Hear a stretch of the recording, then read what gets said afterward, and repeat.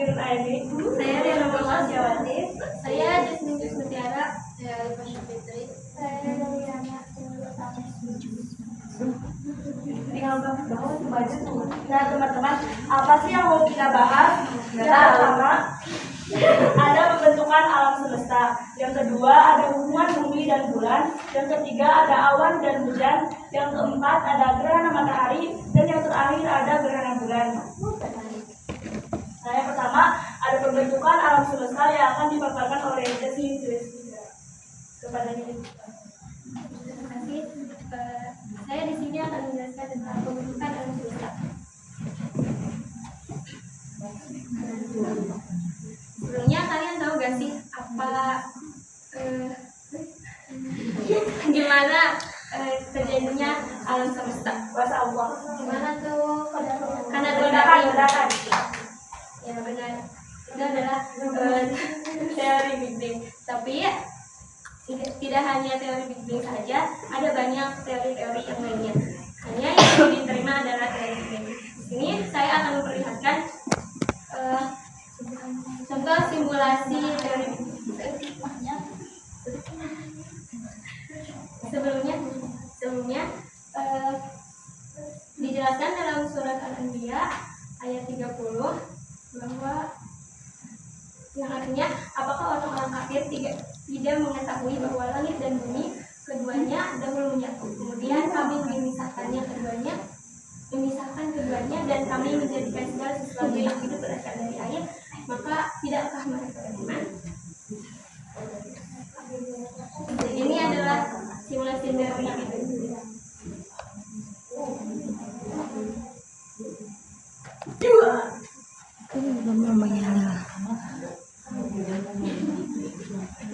Lo jangan bergerak lagi. Nanti Setelah jatuh. terjadi ledakan akan terbentuk menjadi asap. Asap-asap ini disebut dengan nebula. Asap tersebut memiliki kepadatan yang berbeda. Ada yang renggang dan yang padat. Yang renggang itu akan menjadi bintang biasa, tapi yang punya kepadatan yang sangat padat itu akan menjadi bintang yang besar. Kalau bintang yang biasa itu akan berbentuk menjadi bintang kadai. Tapi kalau bintang yang besar itu akan, karena bintang-bintang itu memiliki aktivitas yaitu fusi nuklir. Nah, ada kalanya aktivitas tersebut akan berhenti dan kemudian bintang-bintang tersebut akan mengerut dan meledak menjadi supernova. Ada dua kemungkinan supernova, yaitu akan menjadi lubang hitam dan menjadi bintang neutron.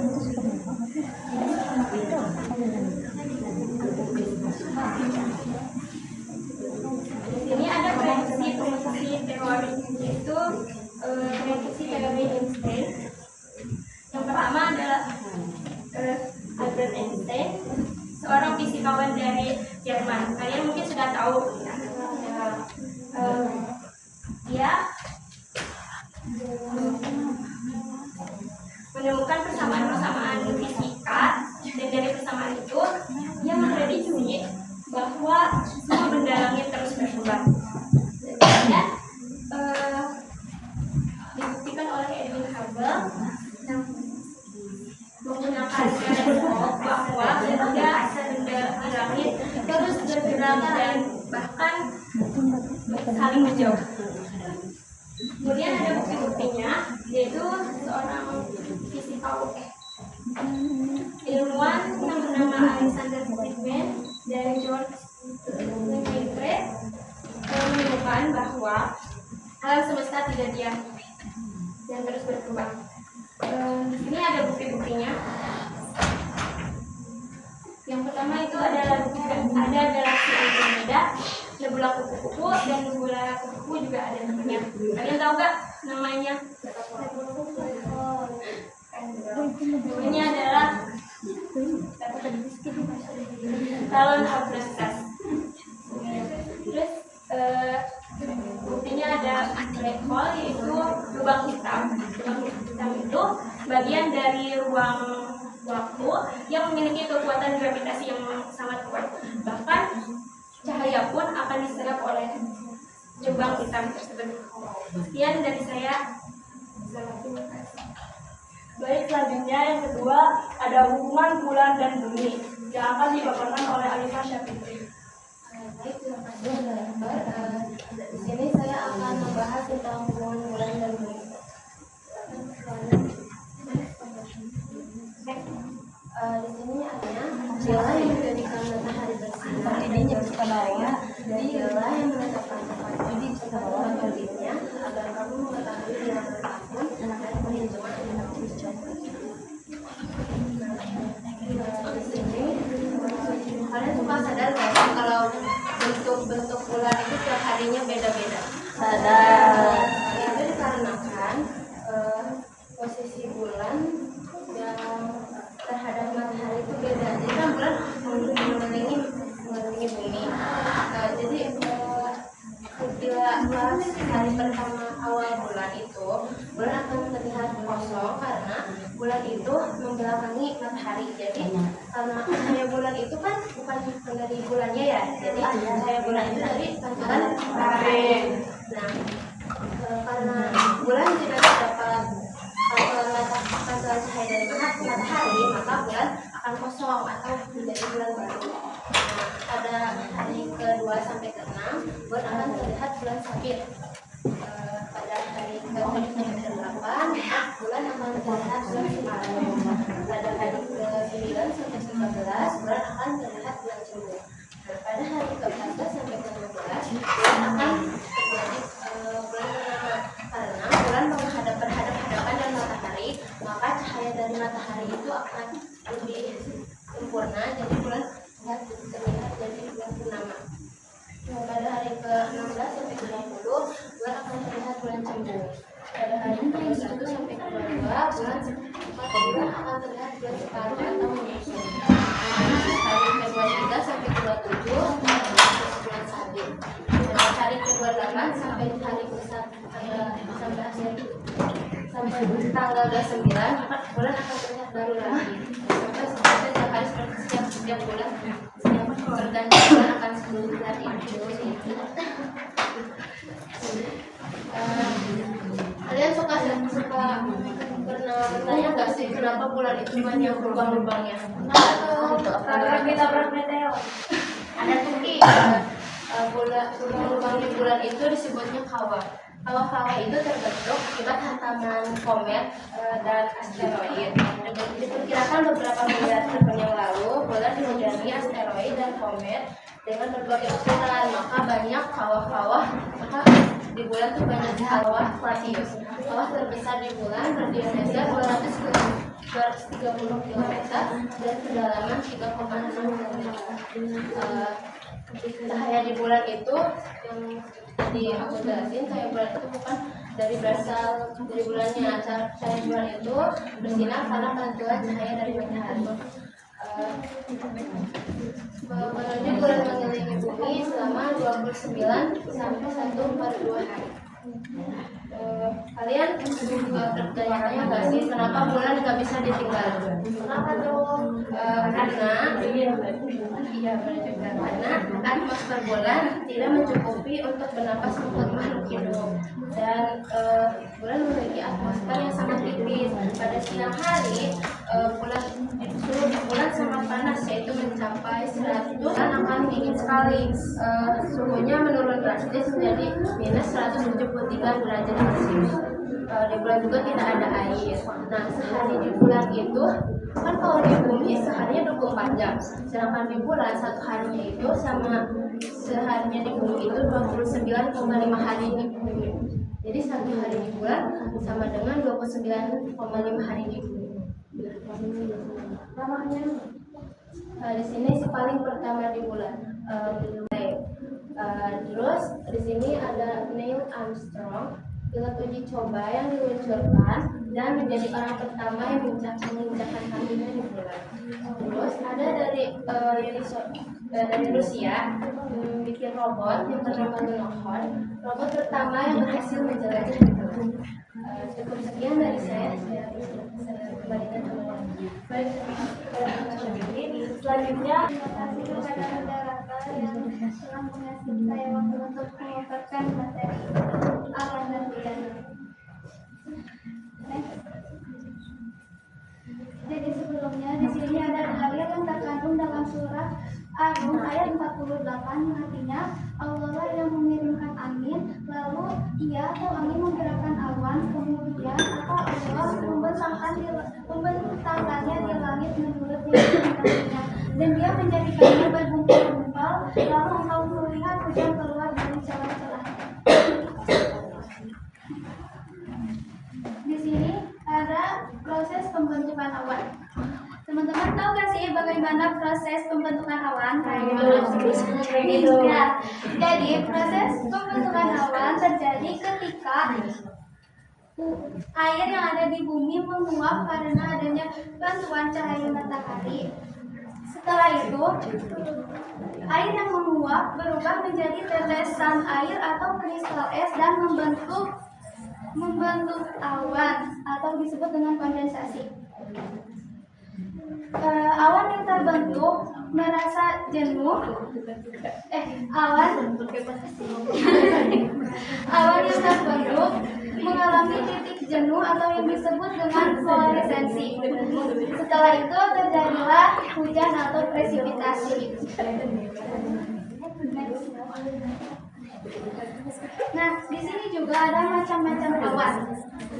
Awan dibedakan menjadi 3 jenis berdasarkan bentuknya, yaitu ada awan cumulus, stratus, dan cirrus. Awan cumulus adalah awan yang berwarna putih, bentuknya berupa gumpalan-gumpalan. Awan cumulus juga dibedakan menjadi 3 jenis berdasarkan ketinggiannya. Ada awan cumulus, altocumulus, dan cirrocumulus. Jadi ketika hujan turun dengan lebat dan disertai petir, dia dinamakan dengan begini malam dan siang. Selanjutnya, saya akan memaparkan bagaimana terjadinya gerhana matahari.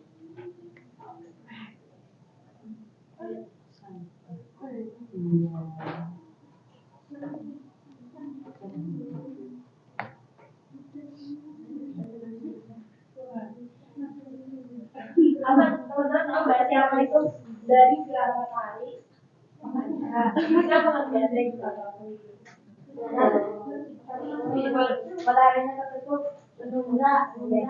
Gerhana matahari adalah peristiwa di mana matahari, bulan, dan bumi berada dalam garis sejajar, di mana bulan berada di antara matahari dan bumi, sehingga sinar matahari yang menyinari bumi tertutup oleh bulan.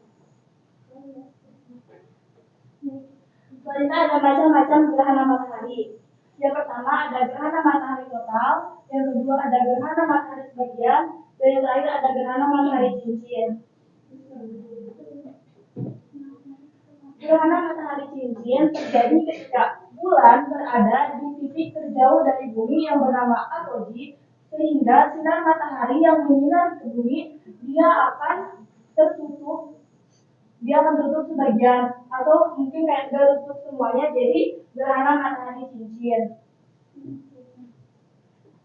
Dan selanjutnya ada gerhana matahari total. Gerhana matahari total terjadi ketika bulan berada di titik terdekat dari bumi atau perigee, jadi dia tuh dekat sama bumi.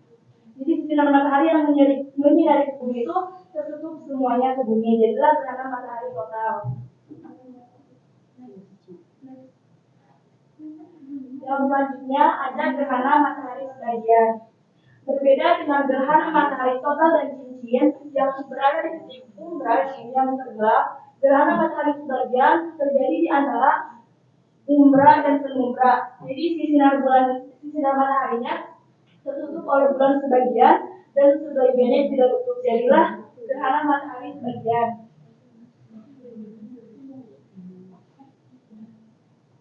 Sekian dari saya.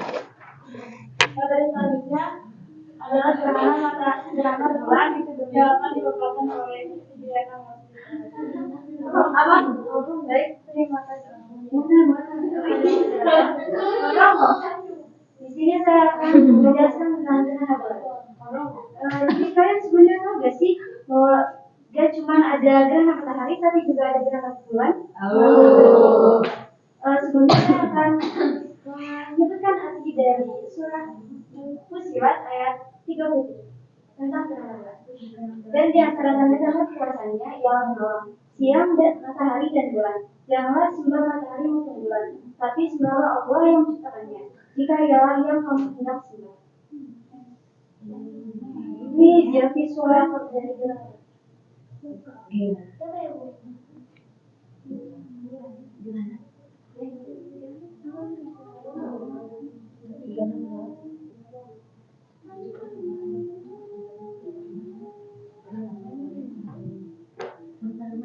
Dari visual ini ada yang bisa menyimpulkan nggak sih gimana terjadinya gerhana bulan?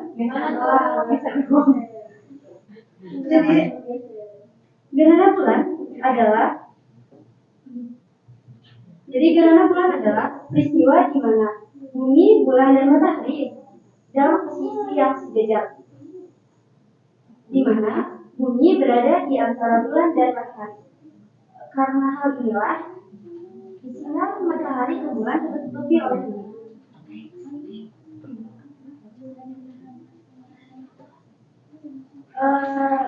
Kalian tahu gak sih gerhana bulan itu memiliki 3 macam? Apa itu ya?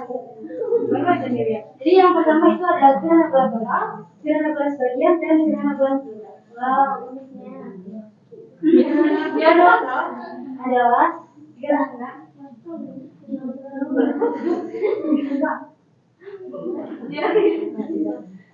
gerhana bulan total adalah gerhana yang terjadi ketika bulan berada di titik pusat daerah penumbra, sehingga sinar matahari tertutupi seluruhnya oleh bumi.